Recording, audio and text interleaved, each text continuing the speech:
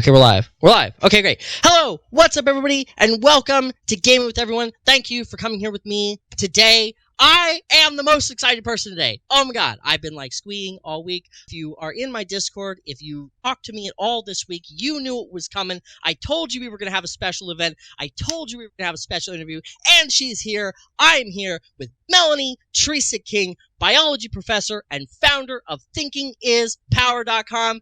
which we have used here on the show. If you were here for the moon landing debunk video, you saw me pull up what we called the floater. Here it is. I pulled it up. We were here with friend of the channel, Atheraz. We were talking to his moon landing denier buddy, and you saw me pull up this floater. Melanie wrote this. This is her thing. And we used it on the channel, and she came here and graced us, blessed us with her presence today, and I'm the most excited person. So, that out of the way. Melanie, how are you doing today? I'm very excited to have you. I'm doing well. I'm not used to being introduced with such excitement and well, hello. I'm honored to be here. This is really exciting. And hello, everybody. I'm very much a squeeing fangirl right now. I'm very, very excited. So super awesome. If you are anywhere in the YouTube world, you might know a YouTube channel called The Thinking Atheist. Melanie has been on that channel before, so she has other avenues you can go find online. And please check her out. You can go check her out over at her website, thinkingispower.com, which is this website. But please go check her out over at thinkingispower.com. So cool. We've been talking about it. You've seen me reference it on Facebook. I'm actually been walking through her use these 6 questions to determine your own beliefs on Facebook, and we're going to keep doing those posts because they are just so useful, and I think they should be shared. But please get it right from horse's mouth, as it were. Go check out Melanie and show her the most love. If you have the means, follow her on Patreon so that she can continue doing the wonderful things that she does. We are just the most thankful, and oh my gosh. Okay, so I'm done gushing now. Also, oh no, I'm not. I had one more. Melanie has her own YouTube channel over at Thinking Is Power with Melanie Trecek-King. So please go check out Melanie on her YouTube channel. And now I'm done. Now that all of the shouting out is out of the way, the fangirl squeeze are out of the way. I'm very excited, Melanie, and I guess our audience is probably going to die to know, what made you want to start talking about critical thinking? That is actually a really in-depth question. So I suppose here we go. Okay. Okay, my background actually is plant ecology. I have a biology and chemistry undergrad, and for graduate school, I studied fire ecology on the Great Plains. I'm originally from Iowa, and there's this beautiful prairie ecosystems in Western Iowa. I studied basically the role of fire in maintaining those, conservation biology, etc. My husband got a job. It is entirely his fault. My husband got a job in Boston, so I followed him across the country, and I started teaching at a community college. And I love actually teaching at a community college because it's a student population that desperately needs science. Actually, if I might clarify, the courses that I was teaching at the community college were for those who didn't want to be scientists when they grow up, right? So they were everyone on campus who wasn't a science major. And look, our world is built on science.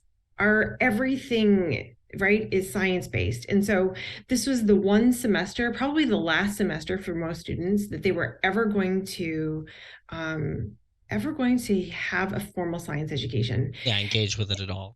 Yeah. It just felt so important, yet so heavy. Like, it was a major responsibility. So I was teaching intro bio, which is the course that most people who aren't going to be biology, scientists when they grow up, they take intro to biology. Fun side tangent. The most commonly used science textbook for that course around the country has over 800 pages, right? And no student is going to read that. No, I mean, You're supposed to. It's a semester-long course, and you're supposed to get through the whole thing. And in those 800 plus pages, the very first chapter has about 4 pages devoted to the process of science. And I remember teaching, I was actually teaching cancer. It was cell division, but how can we apply cell division to an issue? And I mean, it was cancer, right? So cancer is unregulated regulated cell growth. And I was near the end of the semester, and my students were just absolutely deflated. Like, they didn't want to be there. They were having to take a science class. And I remember thinking, I am wasting this opportunity. So I went to the department. I said, okay, let's talk about why we teach non-major science and if our non-major science classes are meeting those objectives. And to their credit, they allowed me to cancel that class. We took it off the books. I That's know it's a great. major, major win. I replaced it with a course that I created. It's called Science for Life. And the whole course is based on what I call skills, not facts. So critical thinking, information literacy, and science literacy skills. Mhm. And so final exam, for example, was completely open everything.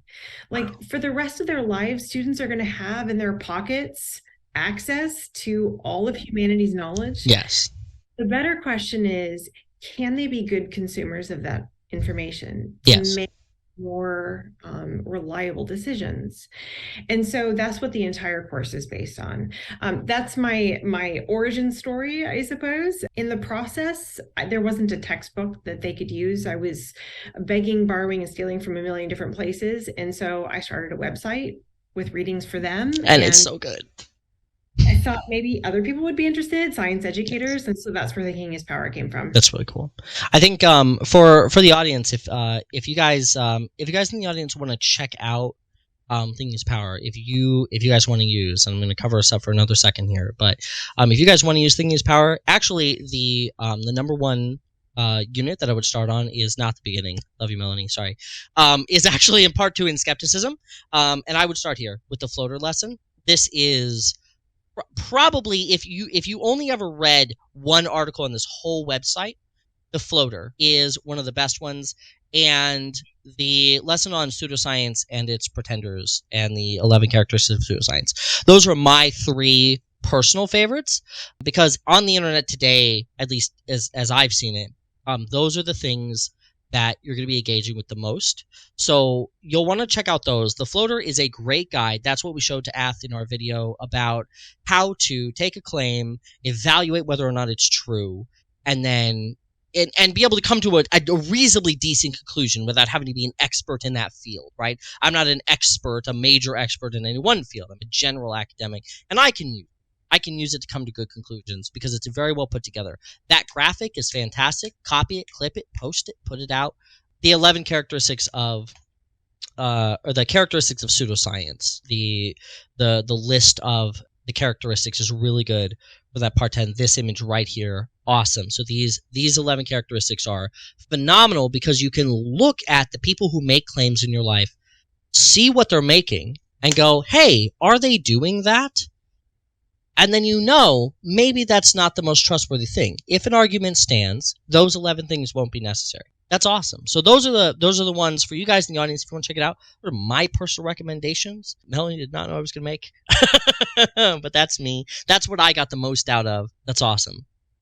And so ultimately, Melanie, this is kind of a lesson in, or I use these as with my students I tutor, is I use this to help some of my students, is a lesson in dealing with science denial. We have a lot of that going on in our world today. And both of us are super familiar with that. In basically the only preliminary talk we had before, Melanie and I both found out that we both came from young earth creationism, but in very different ways. And so I wanna kind of just start by comparing and contrasting a little bit of, because I think this would be really interesting. What were our different experiences in young earth creationism like? It's kind of up to you if you want to start with yours and we can contrast mine, or we start with mine and contrast yours. Which would you rather do? Preference? Okay, I'll go first. So I grew up in mostly private schools my whole life. I didn't do very well in regular public school formats. So I did like Montessori schools, and then when I was going to go to high school, we were looking for private school for me. But the only private school around where I lived was a Christian school. It was a Lutheran school. But very specifically, it's an LCMS school, which stands for Lutheran Church Missouri Synod, which is the only major branch of Lutheranism, according to Pew Research, that subscribes to young earth creationism. All the other major branches of Lutheran Church don't. What did the S stand for again? Synod. A synod is a sect or a branch of the church. Okay. So there's like Lutheran Church Missouri Synod, which is very conservative, and then there's the ELCA, and I know in LCMS we hate them, or hated them. We hated them because they're very progressive, and so we used to say all the time that they just preach false things, because, for example, they're accepting of homosexuals and things like that, and in LCMS Church that's just not okay. They were very conservative on that issue, which is actually a major reason for my deconstruction. That Lutheran school that I went to, although Missouri Synod doesn't necessarily say that you should believe in creationism like some of the major Baptist associations do, it is encouraged in many classes. So I had many teachers at my school that were creationists, including my chemistry teacher, who was a PhD level chemist that did not believe in dinosaurs. So she had a doctorate level education, didn't think dinosaurs were real. And when someone who is a doctorate tells a young, impressionable teenage mind that dinosaurs aren't real, you listen to that. And you say, that's interesting. You're very well educated. I wonder if that's true. You ask enough teachers, and somebody shows you a Dr. Kent Hovind video series that you can get for free online, and then you watch that, and I said, oh, this guy says he's a doctor, and he's talking about a lot of Bible things that I was getting very into. He has a lot of theology. He's funny and quippy. He makes a lot of good. He's a very good speaker. Demonstrably untrue. Everything he says is wrong from beginning to end, but he's very entertaining to watch. And with a little bit of encouragement from my academic institution, I must have watched Ken Hovind's video series 12 times. And it's 6 videos, and they're all like 2 hours long. I memorized them from beginning to end. I obsessed on these creationist talking points. And then, of course, you branch out and you find people like Answers in Genesis,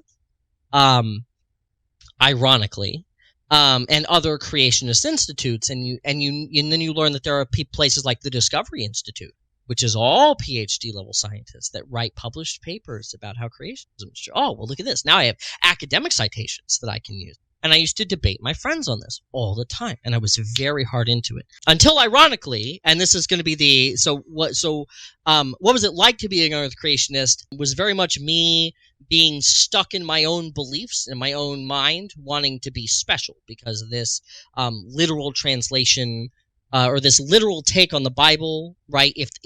For me as a believer, I very much said the Bible ought to be true. Otherwise, there are problems. That's going to create problems for me. But believing in a God who says things in his book that aren't true. That was very difficult for me to reconcile. And so I said, well, then the Bible must be true, which means either the information that we have is not necessarily evident or it's mistaken.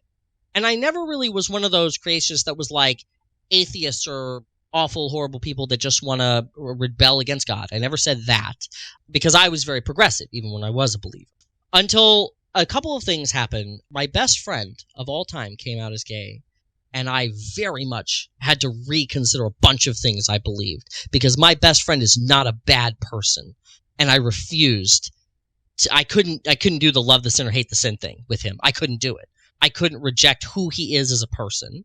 I started looking into it. It's very evident that people who arise with queer identities, lots of that is ingrained into who they are. And then I watched a debate between Bill Nye the Science Guy and Ken Ham on the Answers in Genesis YouTube, by the way. Ken Ham keeps that up on his own YouTube channel. And I watched Bill Nye smack Ken Ham around a debate stage for 2 hours with facts. And I was like, and the one that really got me was the boat. The boat got me because the idea that the largest wooden boat ever built by modern man is significantly smaller than Noah's Ark and twisted in the ocean and snapped in half destroys the idea that the Ark is a real boat that could have existed for me. And I said, if the Ark's not real, or if the Ark can't hold all the animals, what else do I not know? And then I found other content that I found. And you talk about this in your website that YouTube is not a reliable source of information. That is true. Although most of my deconstruction came from YouTube, from people who were very knowledgeable what they were talking about. And then the nail in the coffin was Aaron Ra, may or may not know, does a multi-part series where he deconstructs Hovind's Lies in the Textbooks video, which I had memorized, mind you. And he just breaks it down line by line by line with the evidence. And at the end of that video, I was like, I don't believe creation. Like that Bill Nye debate was the domino, and by the end of Aaron Ra's series, I was like, I don't know that I believe this anymore. Now I'm going to start rethinking everything. And I didn't want to turn away from faith. I knew that Aaron Ra was a very staunch anti-theist, and I still didn't want to turn away from faith. And then over time, as I engaged with more philosophies outside of the narrow view I was presented growing up, not by my own family, which is very open-minded, but by the people that I thought were correct, the people I had selected to get information from. As I branched out from those, I was like, I don't know that I'm strictly Christian anymore. And now I'm an agnostic naturalist, is what I would call myself. Agnostic atheist, and I believe in natural causes for natural things. You have to show me that God's real before I'll believe that he does anything, but I can't say that he's not real. So I'm agnostic on the issue, but I don't subscribe into a particular religion. And that is my journey through creationism. Feel free to compare and contrast that to yours. Wow. There was so much in there, and I actually have questions.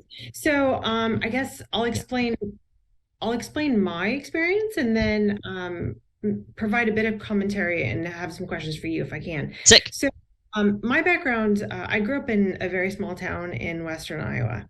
I graduated with 39, and that was half my county. I, to this day, don't know how to parallel park. I can drive a stick, I can drive a tractor, but I can't parallel park. Yeah, I don't either. And I refuse to drive in Boston. I just can't do it. Agreed. Drivers be crazy out here. I'm sorry. Yeah, when I visited, I took the train, and we walked everywhere. We took a bike taxi. I would. Oh, God, yeah. The church in my town was basically all there was, right? Like most small towns in Iowa, there's an equal number of churches and bars. Yes. But the particular church that I went to, most people went to, which was Church of Christ, was its name. I never remember there being an issue until I was in high school, and my mom's Sunday school teacher got sick. And so my mom offered to step in to take over the Sunday school classes while he was gone. And it caused this, like, I suppose, come to Jesus moment where the church board decided to take up the issue of women in the church. Oh, no. That, like, women should not teach men over the age of 16, that God made man, then made woman out of him to serve him. To serve him, yes, because it's not right that he be alone. And then that she was the cause of all sin in the world. All sin, yes. Yep. Which then meant that her life was an ultimate life of servitude to whatever the hell Adam wanted. Yes, that it specifically says I forget the word, but there is a verse in there where when God is cursing them, he says, like, your wants or goals or whatever will be conflicted with his, and he shall rule over you, it says. And the women can't teach comes from Timothy, because I was a staunch believer. And by the way, I was going to go to Bible school. I wanted to be a pastor. Okay, I did a full catechism. I got a full adult baptism. I wasn't baptized as a kid. I chose to go be baptized. I read the Bible from cover to cover to prepare to go to seminary. By the end of that reading of the Bible, I was even more affirmed, because when I said I don't think I want to be a Christian anymore, I read the Bible because I heard my whole life, you don't read your Bible enough. Go read your Bible. So I did. By the time I was done, that's when I said, I'm definitely an atheist. I'm definitely not Christian. Okay, that's what I was curious about, because everyone I've ever known that has actually read the Bible has turned out to be an atheist. Yeah. And in Timothy is where it says, I'm sorry, I cut you off again. In Timothy is where it says, where Paul is writing, and it is actually in contention whether or not Paul wrote Timothy, because the book came out significantly after Paul wrote any of his letters to the Corinthians or anything else. But it says, I won't suffer a woman to teach. I wouldn't suffer a woman. And because he's a man, the inference is women can't teach men. So as long as they're boys, as long as they're younger, of the younger age, some of this is for the audience, I'm sure you already know this, but a lot of this is for the audience too. As long as you are under a certain age, a woman can teach, but as soon as you reach adulthood, women can't teach anymore. That's why in many churches they only teach Sunday school for kids. And if you have a question and you ask a woman in the church, she has to defer you to her husband or the pastor, preferably. And a woman can't be a pastor. She can't be a spiritual leader in many churches. I did attend one non-denominational church that I really liked that had a woman pastor. That was pretty cool. They were nice people. But in most major denominations, exactly what Melanie said is the case. Go ahead, Melanie. Sorry. Thank you. Yeah, no. It's funny because growing up, my mom is awesome. My mom would always tell me, Melanie, you can do anything anybody with a can do, That's awesome. except pee standing up, which she's wrong about, by the way. I'm dead. That's so good.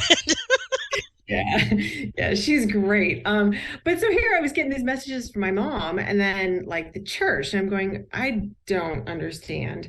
And then at one point, the youth minister came to my house to basically explain to me what my place was because like God ordained it or something. I went to college, and I was a biology major. I wanted to go to vet school, and so I was a biology major, biology and chemistry and physics. I'm in all the science classes. And I remember being in World Civ 1 with a professor who was explaining ancient civilizations and the four ancient river civilizations and the different kinds of gods that they had.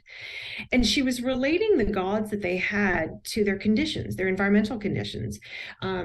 Peoples who had more environmental conditions that were less, the word I'm looking for, they were more prone to like storms and flooding and extreme weather and so on. We're creating gods that were more vengeful and that would spite people with these different like extreme weather events, whereas people that were in conditions that were more calm had more calm and loving gods. And I mean, it was more involved in that, but I remember thinking I literally can put myself back in the chair in class at that point and go, holy shit, men made God. God didn't make man. And it just made so much sense to me. Now, a lot of people will assume that I am an atheist at this point, but a lot of people will assume that that lack of belief in God came from my science background when it didn't at all. It actually came from understanding history and theology and just trying to understand, like, there's a great Susan B. Anthony quote, and I'm gonna butcher it, but it's something like, I distrust what those who claim to know what God wants them to do because I find it always aligns with their own desires. I'm like, oh Sounds about yeah, right. that sounds about right, doesn't it? Yep. And so so my journey through came from that. And then I mean what I was learning about science did confirm it and kept me from going back to God. But you said a few things in there that were really interesting. One of them was the kinds of people with doctoral degrees that we can find that affirm our beliefs. In science denial, one of the key characteristics is the use of fake experts. And so fake experts are either those who don't have expertise within a particular area. So they literally are fake experts. I would call a PhD in chemistry actually a fake expert because a chemist is not a biologist. Okay, and to be fair, if I back up for a second, to be fair, a lot of people equate evolution with atheism, and they And are they're not. not. They're not. In my church, I mean, I focused on why I left it, in terms of what wasn't making sense to me, but they were very young earth creationists. The earth was 6,000 years old. Yes. Everything was destroyed by a flood, The flood. 4,000 years ago. And everything today was created in its exact form and is not related to anything else. And so all of that was together. Right. And so for me, the presentation was these beliefs are all like a lock, stock, and barrel. You take all of them. And it really is a shame that there is such a misunderstanding that like accepting the fact of evolution means not believing in a God. That those are different things, Yeah. right? They don't But preclude one another. no, but unfortunately, a lot of these fundamentalist religions in the United States, in particular, really do focus on that. But in order to do that, so again, this is a form of science denial. They rely on fake experts, and again, a chemist is not an expert in biological evolution. Been part of different studies on inoculation. There is the scientific descent from Darwinism through I believe it's the Discovery Institute. And what they did was they have this proclamation. Their declaration is that biological evolution doesn't explain the complexity that we see, and there's all kinds of problems with Darwinism. And so therefore, the biblical creation story is the accurate one. Right. So what they did was they put the statement out and then had like scientists sign it. Right. And they've got like 30,000 signatories. This dates back from, I think, the late 90s. My details might be slightly wrong, but it dates back quite some time. Their purpose, of course, was to say all of these experts disagree with Darwinism. Therefore, this scientific account must be wrong. And then, therefore, the biblical account of Younger's creation must be right. The problem is that's not just fake experts, it's bulk fake experts. Right. So if you look through the signatories, there's like one of the Spice Girls signed it.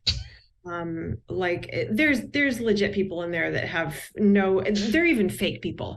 And then there's people that are like airline pilots and mechanical engineers, right? Yeah. And those aren't experts.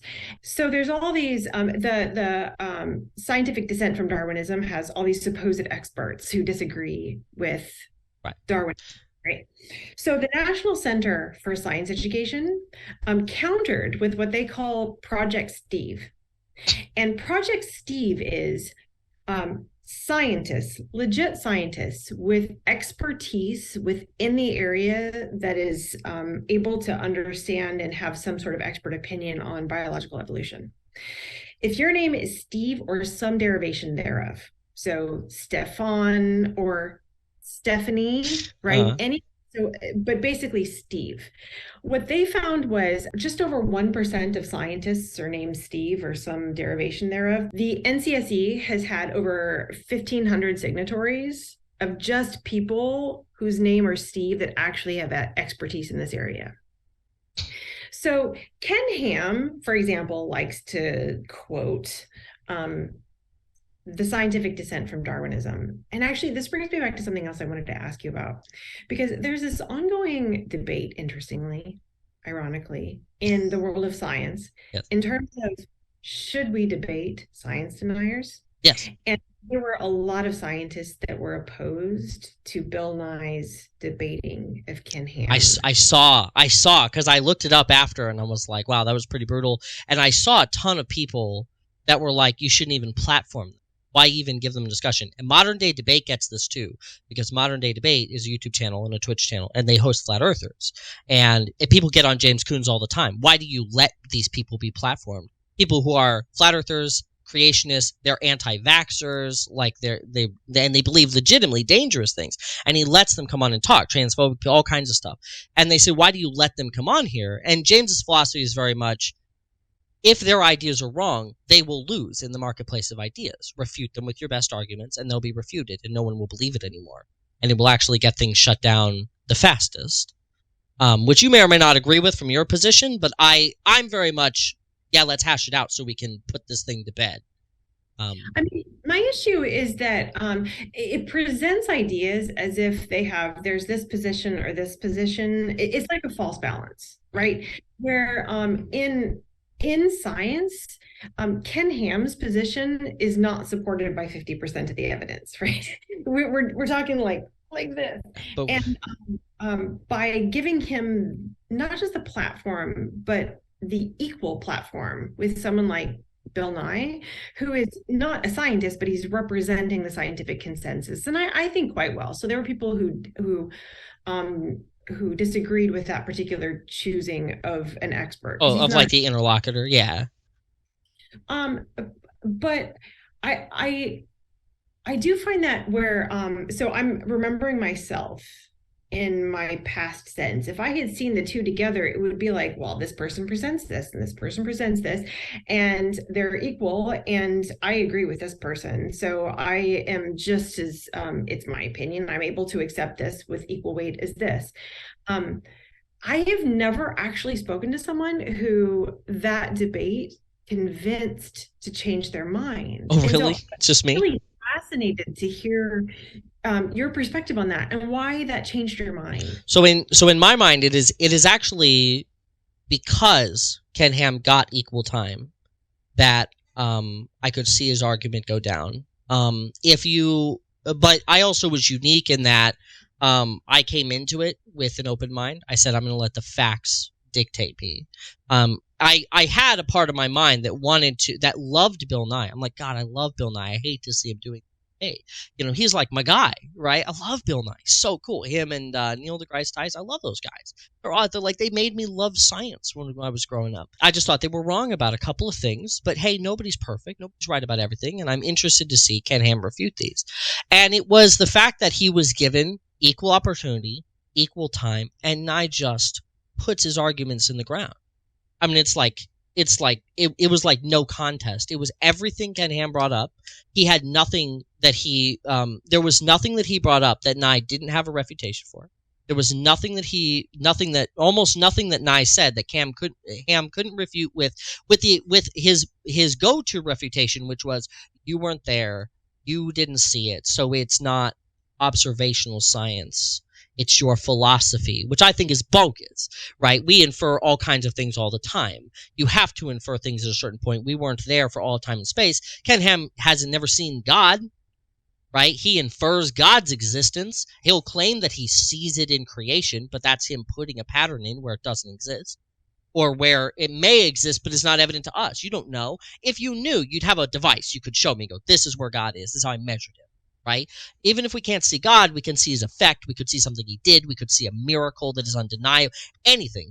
It just so happens to turn out that when we started getting science literacy, miracles stopped happening. Isn't that really?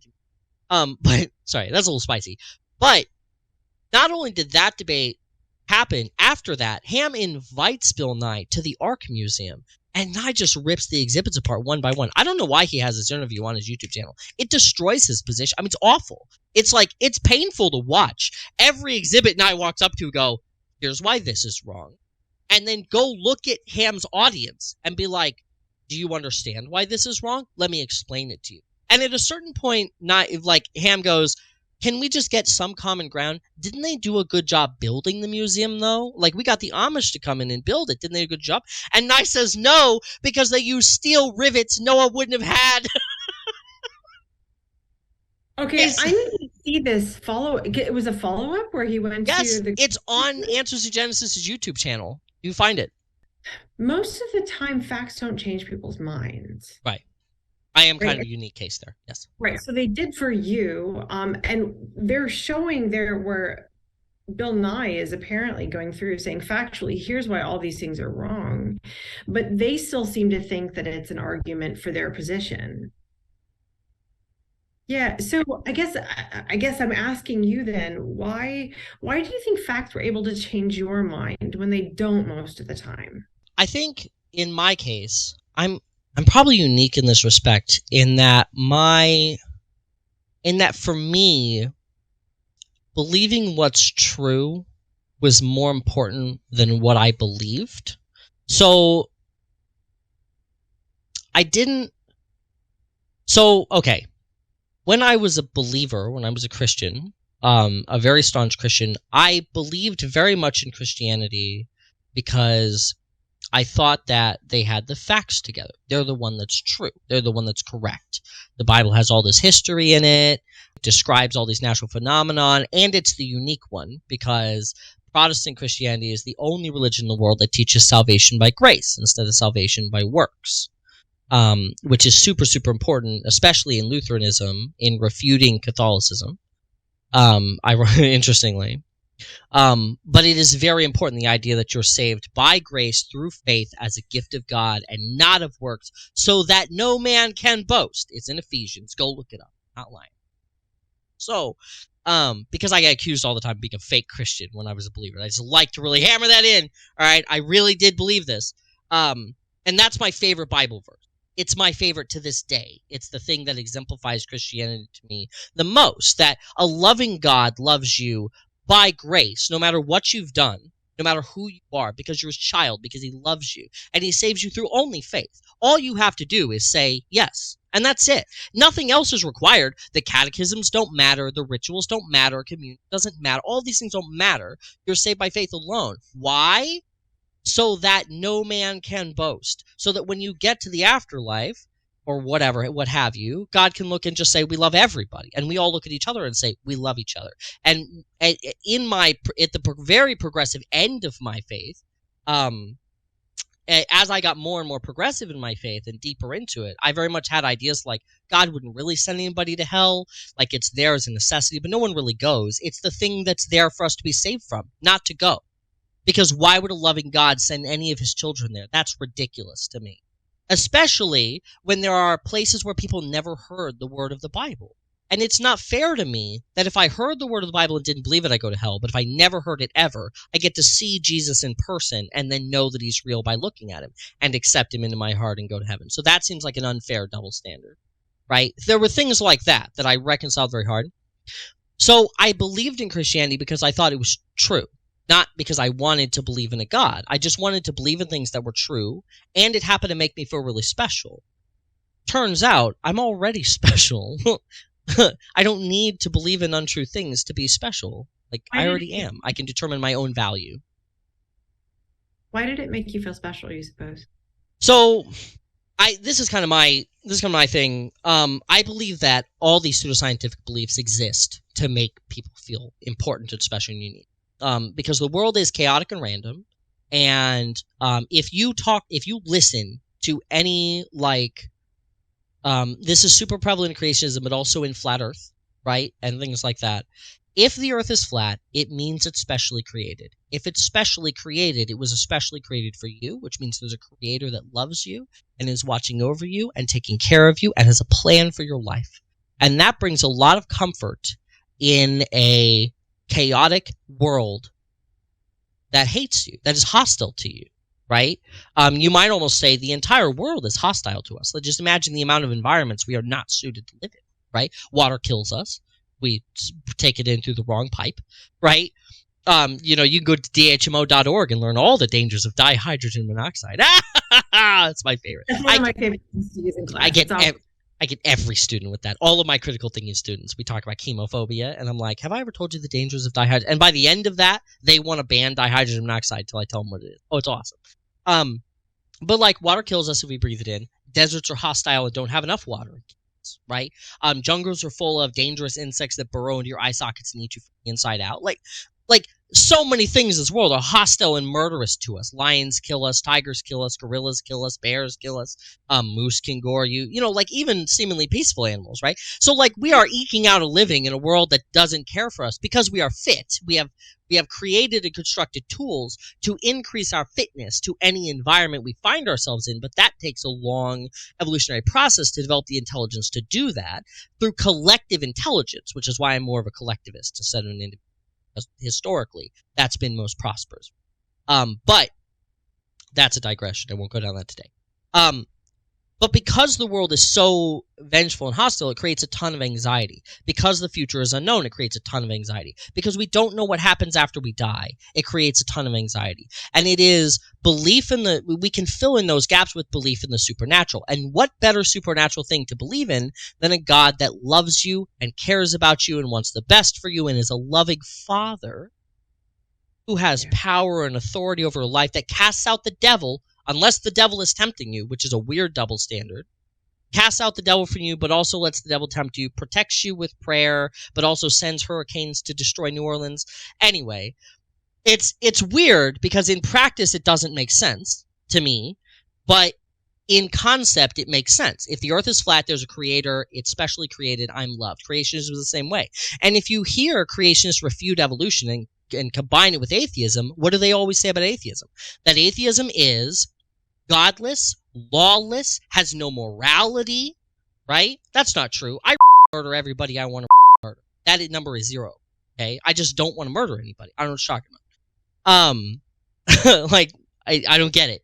But that it's moral, lawless, there's no place for your life, you are inherently worthless, is the rebuttal argument, which is not true. What it means is that you design your own value.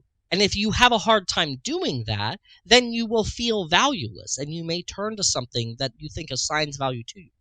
but it doesn't. It's just as arbitrary as anything else. You are already valuable. We are valuable just by virtue of being here. Humanity is incredible. We have built monuments, and we have done incredible things and made civilizations and cultivated the land to suit our needs, a land that is hostile to us. And we're going out into the stars, a place we can't breathe in. What? Humans are amazing. We're already fucking awesome. And you want to tell me that I'm this big?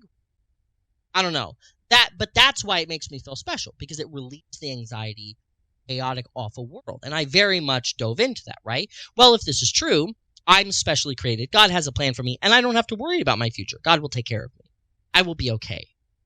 What's interesting about that, studies into people who are prone to conspiratorial thinking, one of the major personality characteristics that correlates with highly conspiratorial thinking is the need to feel special. Like, I have this knowledge that other people don't have. And this knowledge gives me like I know something that you don't know. And I've often wondered if that correlates with conspiratorial thinking. But one of the things that I get so interested, like when people start talking about, and I'm specifically talking about like largely evangelical Christians. Yeah. But they're very prominent in America, so of course. They are. And it's my background, to be fair. So it's what we're familiar with. Little voice in my head that sometimes just won't shut up. Mm-hmm. What I find kind of fun, and when I'm trolling, what I sometimes do, I don't like to troll, generally speaking, but if I really know the person and I'm just like, my filter has worn down a bit, start changing the pronoun for God. Oh, and yeah. It is that they recoil from that. Bam. Offensive, and this idea that God might not be male, father, son, like everything male, man, it really trips some wires. And it, to me, like, I'm not entirely sure what it says, but it has to say something. And it probably gets back to why I got frustrated with the church and left. Yeah, I can propose a hypothetical view on that if you'd like. So every institution that is set up in major Christianity is predominantly patriarchal, which is why it's very important that God's a he. Because God makes, just like we said at the beginning, God makes man first. He makes woman from man to be the companion, curses woman to be subservient to man, that sort of thing, right? And have you ever seen the umbrella graphic? There's something really important in there that was sort of like skipped by, which is that everything wrong in the world was her fault. Was her fault, yes, because she was tempted first. Yes. And they say that in the New Testament. There's a verse that says, because Eve was tempted first. It's explicit. It's in the Bible. Go look it up. Okay. And that's part of that whole verse about why women don't teach and things like that. Why women need to be silent and shameful for them to speak.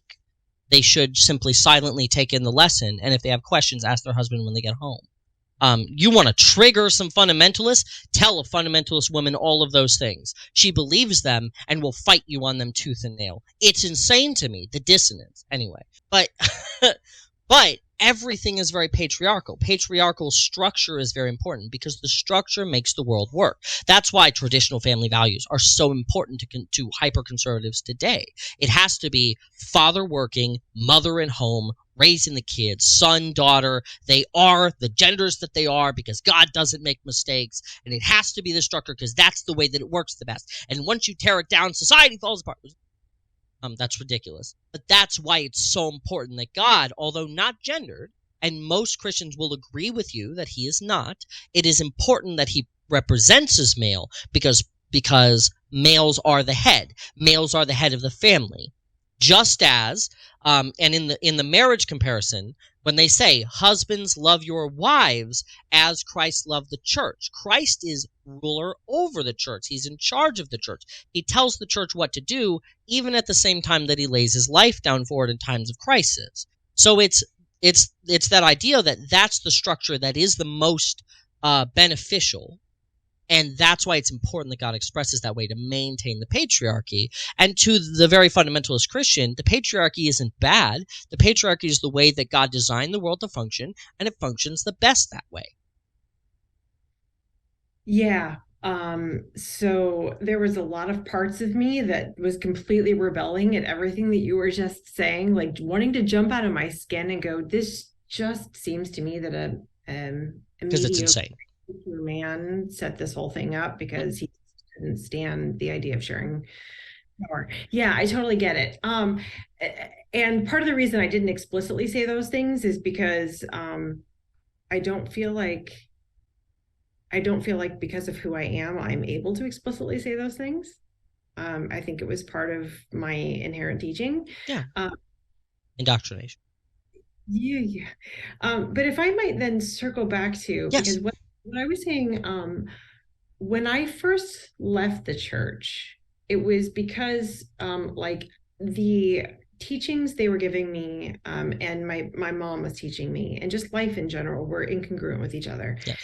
And especially when I started considering um, just the idea that maybe it wasn't like a divine creation, but that humans created the divine. I literally had never considered that before. Um, so my husband and I, we travel a lot, and I was never out of the country until my senior year in college. We went to Lithuania and Sweden. It was on a choir tour. That's how I met my husband. Was a choir tour. So I cool. know it's very nerdy. My husband's a choir conductor, Awesome. so we still travel a lot for that and just for other things. We've traveled to about 50 countries at this point, and just love to travel extensively. Um, and to see other people's and the other things they believe has been really eye-opening for me. In particular, there was a few years ago where we were like, we literally had were out traveling. We're on sabbatical at the same time, and we've been traveling. We had about a 7 month time period. We've been traveling for about 4 months, and we found ourselves in Australia. And it was like, well, where do we go from here? And he found Skyscanner, which is this app that just tells you like the cheapest flights from where you are. And you could, based on where the flights were, you could pick based on the cost as opposed to vice versa. And there were flights that were cheap to someplace called Vanuatu. And I was like, hell's Vanuatu? Sure, I'll Okay. go. Sure. So we went to Vanuatu. And Vanuatu is fascinating. So it's this archipelago of about, I think it's around 80 islands in the South Pacific, and it's very isolated. In that, so the people there are Melanesian. They've been there for, I'm guessing, if I remember right, a couple thousand years. They traveled sort of down from Southeast Asia. But once they got there, again, there's like 80 islands, and they're all even isolated from each other. So linguistically, I think it's one of the most diverse places on the planet. We were on an island where literally for a period of time, both the English and French owned it, which meant that it was both legal to drive on the left and the right side of the road. Oh my God. Okay, so I have stories about that too, but those are probably different stories. Sure. So, but we got there, and it turns out that one of the things that people do there is called land diving. So we went to one of these islands that showed land diving, and it's the precursor to bungee jumping, where men, the word taboo comes from them. Okay. Only men are allowed to do this. I honestly think it's because women aren't that stupid. So what the men do is they build these bamboo towers off of these like off of slopes. They climb up them, tie vines to their feet, and jump off. Like they're vines jumping off bamboo towers onto just like a dirt slope. And like you see it, and they crack, and they like if you do it just wrong, you're going to hit your head and kill yourself. I mean, it's just like it's terribly. And I'm thinking this is such a strange, interesting place. And then we saw what's known as the John Frum cult. Cargo cult. Are you familiar with cargo cults? I know it from your article on it, but tell the audience about it because they don't know. So the cargo cult, and I'm kind of uncomfortable with the word cult because it's a bit loaded. And yes. I very much understand that when I call the Jehovah's Witnesses a dangerous cult. yeah, I mean it that way.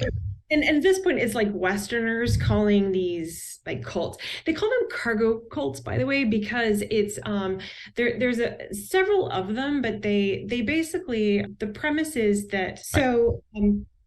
in World War II, the United States was fighting Japan. And so what they would do is island hop their way to Japan. And as they landed in an island in the South Pacific, they would build bases, they would bring munitions, they would bring people, establish themselves, and jump to the next one. All right. Pacific was a big place, and this was Right. the 40s. So they get to these places and they've never seen Westerners before, especially in some place like Vanuatu that is so isolated. Never seen Westerners. And so the Americans get there and we have airplanes and our GI Joes are wearing jeans and they've got like spam and all these like things they've never seen before. And to them, it looked like God. Yeah. And so John Frum, the idea is that it probably is the pidgin English version there of John from America. Right. John Frum became this god who had technology that they could bring that would save the peoples. And so to this day, there's a John Frum Day. I think it's February 15th. And every year, the men wear jeans and they paint like USA on their chests and they carry like things that look like guns and they build planes out of like bamboo and they build runways just out of like dirt and they sing American patriotic songs and they do all these things to celebrate John Frum, because if they celebrate John Frum enough, he's going to come back and he's going to bring them the technology that they need. Now, I kept thinking, what the hell is this? Like, this seems so strange. And immediately in my head, because I travel a lot, this is not the first time it's happened to me, but it's like, how would how we believe sound to them? Like, I don't believe in the Christian God that was presented to me as the high schooler in small town Iowa. But if I explain that to this person, they would hear it the same way that I'm hearing this John Frum stuff. And it was literally just they believe this because it's one of the few instances we see in modern day of a religion being born. But you see it being born, and one of the priests there said, I think it was a BBC reporter asked him something like, it's been like 80 years and you're still like waiting for them to come back. And he's like, Jesus has been gone like 2000 and you're still waiting for Jesus. Yeah. Holy crap. Really puts it in perspective. Yeah. It really puts it into perspective. Yeah. To me, this idea of different people, we have I think a predisposition to believing something supernatural. Yeah. It helps us understand things that we don't understand. It helps us explain things that we can't explain. And in a life, especially one that's chaotic, yeah. and where something bad could happen to us at any point, it helps us to see a bigger plan that might have something good in store for us. And so, yeah, humans have been doing this since the beginning of time. We still do it today. And to me, applying Occam's razor, it makes so much more sense that that's happening as opposed to something that's actually true. Totally agree. And it very much resonates with my experience. I'm like I said, I'm a special case because I want to believe what's true more than I want to believe that I'm special. So for me, that belief was held. And I think that, to transition a little bit, that is very much reversed in science deniers. They want to be special more than they want to believe what's true. And just to give a couple of examples, right, for flat earthers, they want to feel like they know something everyone doesn't know. Same thing for young earth creationists. The world has to be intelligently designed so they can be special. Anti-maskers, they want their personal special freedom to be upheld more than anyone else's needs, which is more important to them than the facts, than reducing the spread of the virus. However small the reduction is, still worth it to do. Wouldn't you want less people to get sick? Same with the anti-vaxxers. They want to believe they know more about their bodies than biologists, which doesn't make sense to me. Or that they can make good, healthy decisions by researching it on their own without having to leave it up to someone else.